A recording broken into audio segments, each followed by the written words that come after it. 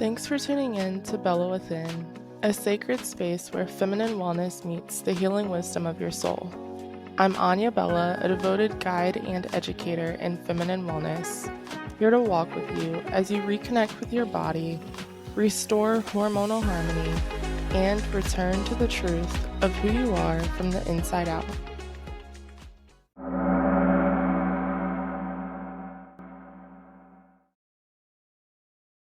Do you ever wake up feeling exhausted, even after what seemed like a full night of sleep? I know often I do. Here's the secret. It's not just about the number of hours you're laying in bed.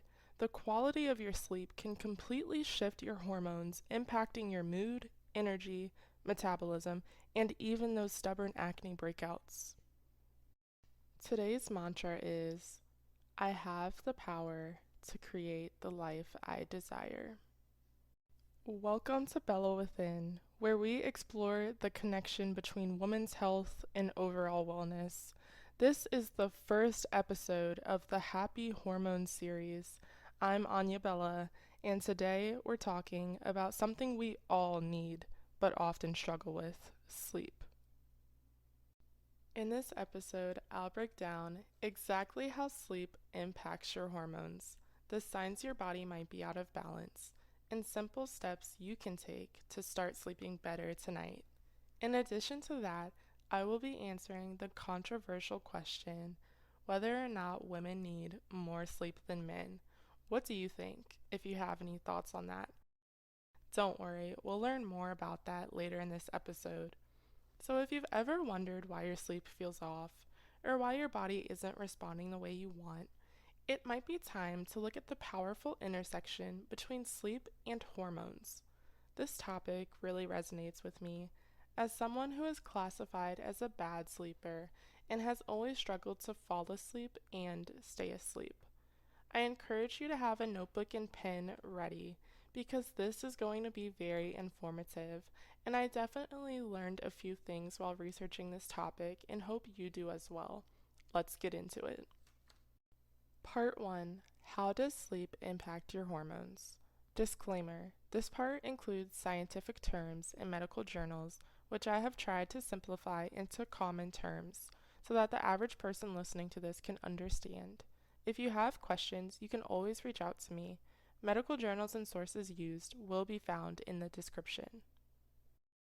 One of the questions I had that inspired my research is to discover the behind the scenes of what really happens within our bodies when we don't get enough sleep at night. We already know the obvious physical symptoms such as fatigue and cognitive impairment, but does it just stop there? According to an article published by the National Library of Medicine titled, "The Impact of Sleep and Circadian Disturbance on Hormones and Metabolism," written by Kim and his fellow associates, state, sleep regulates our hormonal rhythms in our body. Several hormones, such as the growth hormone, sometimes abbreviated by GH, cortisol hormone, which is also known as our stress hormone, and melatonin, are all aligned within our circadian rhythm. By the way, melatonin actually occurs naturally in our bodies. You don't need that viral melatonin gummy to produce it like some vitamin companies lead on. Now let's break down what the circadian rhythm is. The circadian rhythm is similar to an internal clock for our bodies. Circadian is Latin and refers to around the day. It tells us when it's time to go to sleep at night and when it's time to wake up in the morning. Newborn babies are notoriously known for being erratic sleepers, and this is due to the fact they have not yet developed their circadian rhythm. The circadian rhythm is often influenced by daylight and artificial lights. This image on the screen is a simplified version of the circadian rhythm that I created, making it easy for viewers to follow along, and if you want to see a more advanced version, I recommend Googling images for circadian rhythm. Let's give our model a name. We can call her Bella. Bella goes to bed at 10 p.m. every night and wakes up at about 7 a.m. every morning. This is quite impressive. Bella achieves 9 hours of sleep every night, making her circadian rhythm consistently regulated. When our circadian rhythm is functioning properly, which means for adults we are getting 7 to 9 hours of sleep at night, and yes, as I mentioned before, we will be exploring whether or not 7 to 9 hours is an accurate guideline for women to follow or if women need even more sleep towards the end of this video. But for now, let's pretend that this guideline is accurate. So what's going on while we're sleeping? The growth hormone, also known as GH, peaks during the deep, sometimes known as slow wave sleep. This is the deepest stage of non-rapid eye movement sleep. As the name suggests, the GH hormone assists in muscle growth, cell repair, and fat metabolism. Poor sleep will negatively decrease the growth hormone, resulting in a slower recovery rate. Muscles are not growing to their full potential. Our cells are repairing slower. We are recovering from illnesses slower. A slowed fat metabolism results in unnecessary weight gain and can lead to other health issues. So yes, while you might be going to the gym, if you aren't sleeping at night, your body's fat metabolism is disrupted, making it harder for you to lose that unwanted body fat. Make those gains matter while you're at the gym by getting enough night's sleep. Cortisol levels drop at night and rise in the morning to help prepare the body to wake up. This means as we're preparing to go to sleep, we should be feeling very relaxed and not stressed. In the morning, we might feel a little stressed, but not bad stress, actually eustress, which is good stress to help our body wake up and actually get out of bed. Inadequate sleep, though, at night can result in high levels of cortisol, also known as stress, which can lead to chronic stress, weight gain, and a more difficult time at fighting off infections. Melatonin actually controls our sleep-wake cycles. It peaks during the night and decreases during the morning. Exposure to artificial light or an irregular sleep schedule decreases the melatonin being released into your body. When melatonin is decreased, the circadian rhythm, also known as internal clock, is imbalanced, and your overall sleep quality is negatively impacted. I know I'm so guilty of falling asleep with my nightlight on sometimes, more often than I'd like to actually admit, but sleep is so important to so many of our hormones inside our bodies that it doesn't just stop there. Additionally, appetite regulating hormones, reproductive hormones, and metabolic hormones are affected by sleep as well. Appetite regulating hormones control our feelings of hunger and being full. There are two appetite regulating hormones which we will discover called leptin and ghrelin. Leptin is our satisfactory hormone in terms of food. It will signal to the body fullness, which helps us from overeating. Lack of sleep can equal reduced leptin levels, which means our bodies still feel hungry even if we have eaten enough. Now, ghrelin. This is our hunger hormone. It stimulates appetite cravings, especially in foods high in sugar and carbs. Ghrelin is increased when a lack of sleep is occurring, which also results in us overeating. Did you know that our struggling sleeper friends are consuming an additional 300 to 500 calories on average, suggested by various research studies? Metabolic hormones, which are similar to appetite hormones, but instead consist of the actual process of turning our food into energy. Long-term effects of poor sleep do harm to these metabolic hormones, which can include insulin resistance and an increase of fat stored in our bodies. This can actually increase our risk of type 2 diabetes and higher levels of blood sugar in our bodies. Who would have thought that sleep can also affect our reproductive hormones? Remember when mom or grandma nagged at you to get off that phone and other electronics before going to sleep? Well, you might want to listen to her next time because blue light actually suppresses melatonin, which can interfere with the quality of eggs during your ovulation. This can increase infertility in women. Overall, sleep can influence estrogen, progesterone, and testosterone in women. Women with irregular sleep schedules can have menstrual disturbances and be more at risk for infertility. Ladies, you might want to share this with your spouse or a special man in your life. Studies have found men with poor sleep have less testosterone, which may also be linked to some fertility challenges in couples. Lastly, this is really important and I want to bring it to your attention. Quantity of sleep does not equal quality of sleep. This goes back to that internal clock or circadian rhythm that I mentioned before. People who are misaligned between their internal clock and sleep schedules, although maybe getting minimum sufficient hours of sleep, are still prone to health risk that we discussed.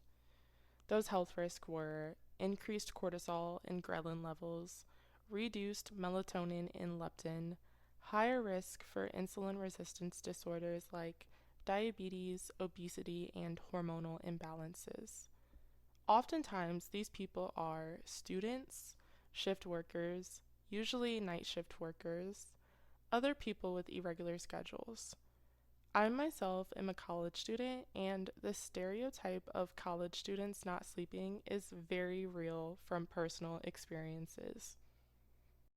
Part 2, the signs your body might be out of balance. Disclaimer: I am not a medical practitioner, therefore, this information is not intended to diagnose you for any medical condition. I am a public health educator, and this information is intended to spread awareness. Any medical concern should be followed up with your primary care provider or other licensed medical professional. Let's refresh what we learned from part 1. Quality of sleep equals balanced hormones, healthy metabolism, stable energy, and better mood. Inadequate sleep equals hormonal disruption, increased hunger, stress, weight gain, and risk for developing chronic diseases. Some symptoms of circadian rhythm disorder are trouble falling asleep, also known as insomnia, difficulty staying asleep, trouble falling back asleep during the middle of the night or early in the morning, waking up earlier than you want or plan, trouble waking up or unpredictable wake up times, sleepiness during the day, also known as hypersomnia, taking naps during the daytime, fatigue, headaches, depression, irritability, and other issues. Now that we understand some symptoms of circadian rhythm disorder, let's review some different types of circadian rhythm disorders. So, first, there's jet lag disorder. These are people who travel to different time zones. Shift work sleep disorder, usually prone to night shift workers. Delayed sleep wake phase disorder. This is when the time you're going to sleep and waking up is later than the average person, often seen in teenagers and college students. Advanced sleep wake disorder, which is the opposite of delayed. You go to bed earlier and wake earlier than the average person. Irregular sleep disorder, which is when sleep and wake occurs at random, unpredicted times with disorganized intervals. This is usually people with dementia or other degenerative brain diseases. Non 24-hour sleep wake rhythm disorder is when your circadian rhythm is predictable but isn't 24 hours like the majority of people. It is either longer than 24 hours or shorter. Part 3. Simple steps you can take to start sleeping better tonight. The simple answer is for 1, to build your bedtime routine, 2, recognize light exposure at different times of the day, and 3, refrain from negative lifestyle factors that can disrupt your sleep, such as avoiding caffeine, alcohol, and nicotine before bed. Also, you're gonna want to avoid eating heavy meals right before sleeping because our bodies just aren't designed to be digesting while we're asleep. Things to consider for building a bedtime routine: create a fixed bedtime and wake up time. Incorporate a wind down period to help the transition from wakefulness to sleep. This should range from 30 minutes to an hour before you want to be asleep. Make your bed comfortable. Invest in those nice pillows, adding a mattress topper, and other accessories. Consider the temperature of your bedroom. 60 to 67 degrees Fahrenheit has been suggested by scientists for optimal sleep. Recognize light exposure. Blackout curtains may enhance your quality of sleep. Avoid electronic devices like phones, tablets, and computers in the bedroom. We learned from earlier that blue light does interfere with melatonin production. Focus on calming activities before bed. Some of these can include a warm bath or shower. Increasing body temperature can promote feelings of sleepiness. Reading, aromatherapy, good calming scents I suggest are lavender and eucalyptus. Journaling and writing, meditation or breathing exercises, stretching or restorative yoga, which I absolutely love restorative yoga, white noise, or other calming music. Let's finally answer the question, do women need more sleep than men? Research on this topic is limited, but various studies have found strong arguments for why women need more sleep than men at night. Women are 40% more likely to experience insomnia and more prone to poor sleep due to chronic pain. The Women's Brain Health Initiative has published a blog supporting the claim that women do need more sleep than men. This evidence is based on the differences between a woman's brain and a man's brain. As many of us know, women are natural overthinkers, and because of this, our brains are typically more active than men's. Sleep is what allows the brain to rest and recover, making it essential for women to sleep for longer periods. According to the Cleveland Clinic, women need more sleep than men due to fluctuating hormones and higher rates of depression and anxiety among women. Menopause affects sleep in several ways, like how much time your body stays in deep sleep. Pregnancy, breastfeeding, premenopause, and women with a menstrual cycle come with hormonal changes in the body, which can disrupt their quality of sleep. This is why it is suggested that women need more sleep than men on average. Well, the next question might be how much more sleep? On average, women need an additional 20 minutes of sleep than men. Like I said, this number may change as more research studies are done, but for now, it looks like just an extra 20 minutes could be crucial for us. Now, I challenge you to create your own bedtime ritual to help you get a better night's sleep so your body's feeling more refreshed and better equipped to take on what life throws at you. Try your bedtime routine for just 3 weeks and compare how you feel during the day and the quality of sleep you have at night with the routine in place versus without. Maybe your routine will help you achieve optimal sleep. Who can create the best bedtime routine? Let's see. Share your routine with us in the comments below or on social media and tag me at AnyaBella1 on Instagram or at AnyaBella29 on TikTok. I'm so excited to see what you guys come up with. Any sleepy girls listening to this, did this resonate with you? Because, yeah, same. The good news is we can start our journeys together now to better sleep. Sleep is more than resting our eyes, it's the foundation for balance in our bodies. As we've learned today, missing out on quality sleep can throw off our hormones, affecting everything from energy and mood to hunger and skin health. The connection between our lifestyle, our choices, and our hormonal health is powerful, and it starts with the simple act of giving our bodies the rest they deserve. It's not about perfection, it's about awareness and making small intentional changes that add up over time. Interested in learning more about different sleep disorders or what my bedtime routine looks like? Let me know in the comments or my email address at contactbellawithin@gmail.com. If this episode taught you something and you want to learn more, you can support me by following and subscribing to this channel and sharing this episode with someone who struggles with sleeping. As always, remain Bella within.